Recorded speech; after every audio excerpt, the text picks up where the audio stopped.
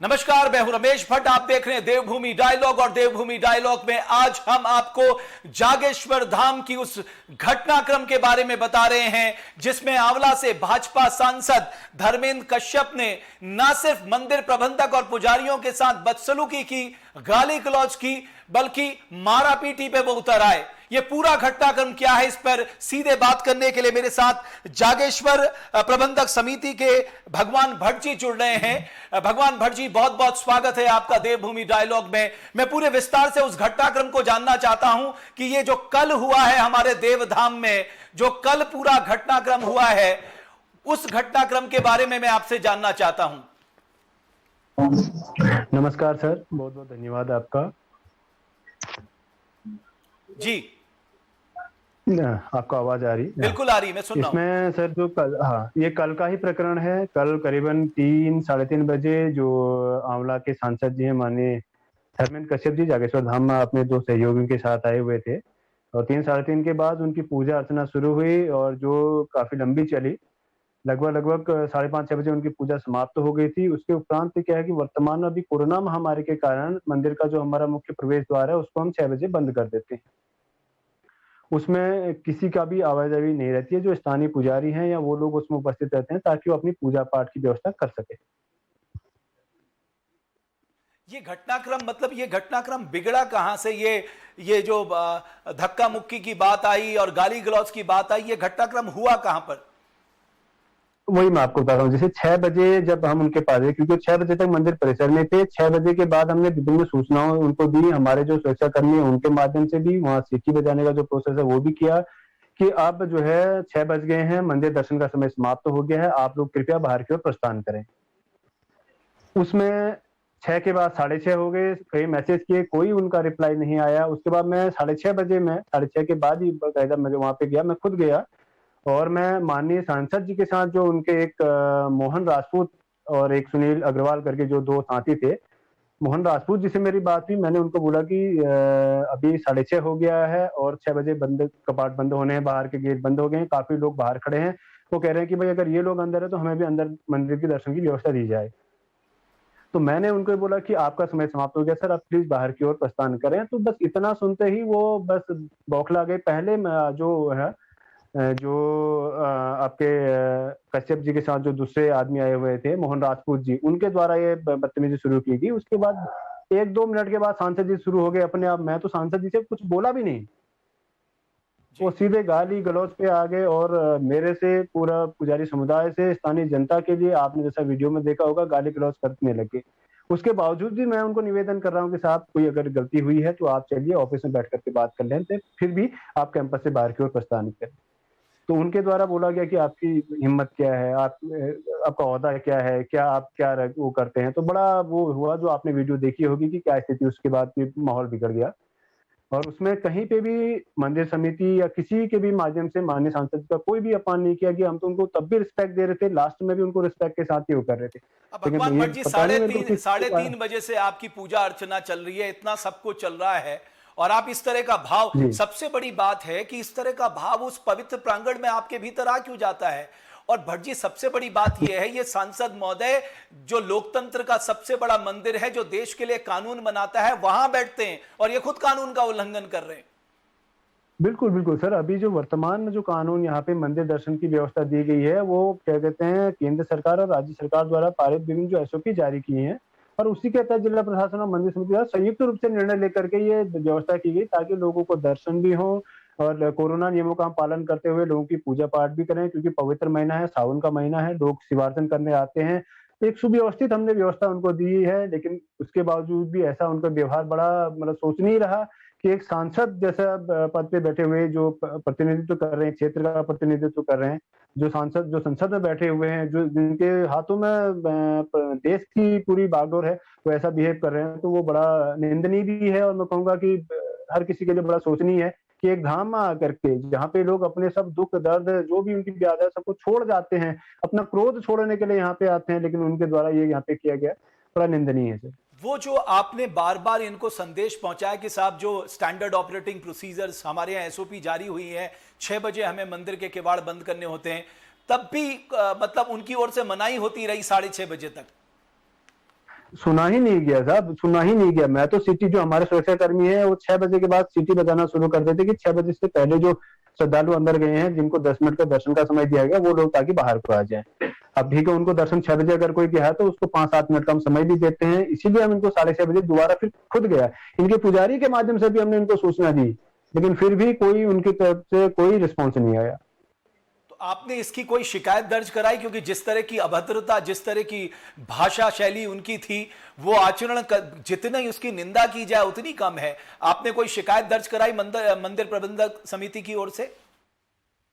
बिल्कुल सर, इसमें अभी हमारा लिखित जो बयान है, माननीय जिलाधिकारी महोदय से भी हमारी वार्ता हुई थी, वो अध्यक्ष हैं, जिलाधिकारी अल्मोड़ा मंदिर ट्रस्ट के अध्यक्ष हैं हमारे, और उप जिलाधिकारी महोदय को भी इसका हमने संज्ञान दिया कि ऐसे ऐसा प्रकरण हुआ है और माननीय सांसद जी द्वारा अभद्रता की गई है। प्रबंधक के साथ ही नहीं, मंदिर समिति कर्मचारियों के साथ नहीं, स्थानीय पुजारियों के साथ साथ जनता, स्थानीय जनता के लिए भी उन्हें अपशब्द बोले हैं, तो ऐसे प्रकरण उनको दिया हुआ है। आज जो है, अभी हम करीबन आधे एक घंटे बाद में लिखित अपना जो स्टेटमेंट है माननीय जिलाधिकारी हमारे जो अध्यक्ष है उनको प्रस्तुत करेंगे। मैंने सुना है कि बहुत ज्यादा गुस्सा है वहां के पुजारियों में और वहां के आसपास के लोगों में, क्योंकि काफी लोग वहां पर आए हुए थे, क्योंकि सावन का महीना है और जागेश्वर धाम में भोले के पूजा के लिए वहां पर भारी भीड़ रहती है, तो बहुत लोग आक्रोशित हैं इस बात से। बिल्कुल बिल्कुल, उसमें क्योंकि जो सामान्य जो बाहर से लोग देख रहे थे, इवन जो बरेली से लोग आए थे, कुछ लोग तो बरेली से आए थे, बोला इनका आचरण जो है ये हमें भी शर्मसार कर रहा है। बोला हमारा सांसद जो आंवला से जो लोग आए हुए थे, उस एरिया से जो लोग आए थे, बोला हमारा सांसद की बिल्कुल ये आचरण जो है शोभनीय नहीं है, जनता के बीच में इनको रहना है और ऐसा आचरण करेंगे तो ये हमारी छवि को भी, बोला जागेश्वर में जो छवि आजकल बरेली वालों की बनी थी कि जागेश्वर में अधिकतर लोग जो है बरेली और वेस्टर्न यूपी से आते हुए इनने छवि धूमिल की है और धार्मिक कहीं ना कहीं हमें इससे आघात उन्होंने हमें किया हुआ है।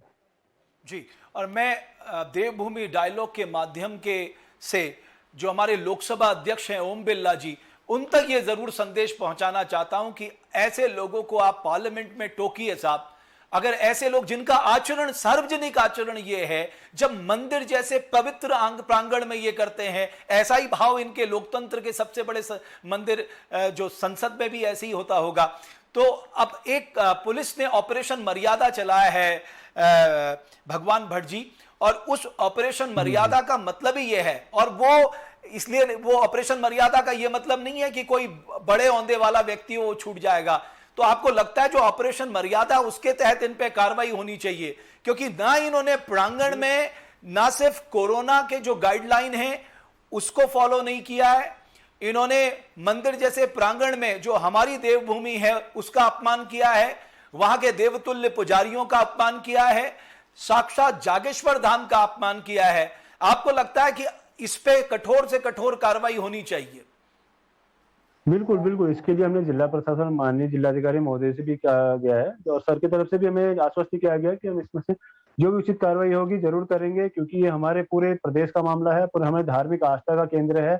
लोगों की जो जागेश्वर से जुड़े उनकी आस्था का, उनकी आय का स्रोत है, उसमें अगर ऐसे लोग वहां पे अगर आते हैं तो वो पूरा कहीं ना कहीं जो पूरे देश प्रदेश में, इवन बाहर से जो लोग जुड़ते हैं, जिनका हम ऑनलाइन करते हैं, पूजाएं जिनकी करते हैं, उनके लिए भी गलत मैसेज जाता है। अभी जो कल की वीडियो वायरल हुई है वो देश पर ही नहीं, इवन बाहर भी उसको प्रचारित हुआ है, तो लोग काफी आक्रोशित भी हैं उसमें। और मैं जरूर चाहूंगा इसमें कुछ न कुछ जो कार्रवाई होती है, जिस भी है, जो शासन प्रशासन के स्तर से जो भी कार्रवाई होनी चाहिए, उचित कार्रवाई होनी चाहिए इसमें, मैं आपको इतना विश्वास दिला सकता हूं कि पूरा उत्तराखंड इस समय आक्रोशित है, पूरा उत्तराखंड जो है इस समय गुस्से में है, और जो आचरण उस मंदिर के प्रांगण में हुआ है, महादेव के प्रांगण में हुआ है, वो उसके बारे में वो उन्होंने जो कहा वो हम दिखा भी नहीं सकते, वो हमारे पास शब्द नहीं है उसकी निंदा करने के।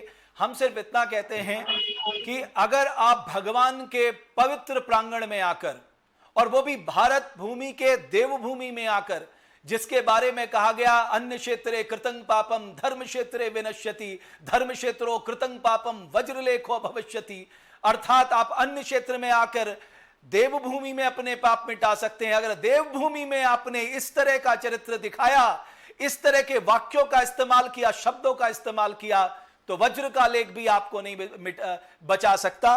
भगवान भट्ट जी, हम सब आपके साथ हैं और हम सरकार से ये निवेदन करते हैं, भारतीय जनता पार्टी से ये निवेदन करते हैं कि साहब ये जो आपके सांसद का आचरण है ये बहुत ही निंदनीय है और ये कानूनी दायरे पे आता है।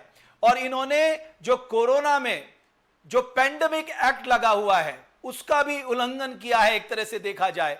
जिनसे हम कहते हैं, अपेक्षा होती है कि आप मास्क लगाइए, 2 गज दूरी की महत्वता को समझिए, उन्होंने इन सबको भी तार तार किया। और देवभूमि में, और एक बात और जो आ रही है कि साहब वो बार बार ये आरोप लगा रहे हैं, मुझसे 1000 रुपए मांगे भगवान भट्ट जी।